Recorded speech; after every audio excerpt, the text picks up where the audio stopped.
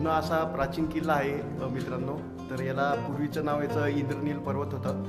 तर हाच पुरंदर किल्ला आज आपण सखोल जाणून घेणार आहोत आणि संपूर्ण इतिहास या गडाचा पाहणार आहोत. पुरंदर किल्ला आपल्या देशातील सर्वात प्राचीन किल्ल्यांपैकी एक आहे. या किल्ल्याला साधारण 1,500 ते 2,000 वर्षाचा इतिहास आहे. या किल्ल्याचे प्राचीन नाव इंद्रनील पर्वत असे होते. शब्दशः पुरंदरचा अर्थ घेतला तर पुरंदर म्हणजे देवतांचा राजा इंद्र होय. पुरंदर हा शब्द आपल्या पुराणांमध्ये वेदांमध्ये आला आहे. 14व्या शतकात बहामनी राजवटीच्या काळात इथे काही बुरुज आणि तटबंदी बांधण्यात आली. इसवी सन 1484 पासून 100 वर्षे हा किल्ला निजामशाही शासकांच्या अधिपत्यात राहिला. 1596 मध्ये पुरंदर किल्ला शिवाजी महाराजांचे आजोबा मालोजी भोसले यांना जहागिरी स्वरूपात देण्यात आला.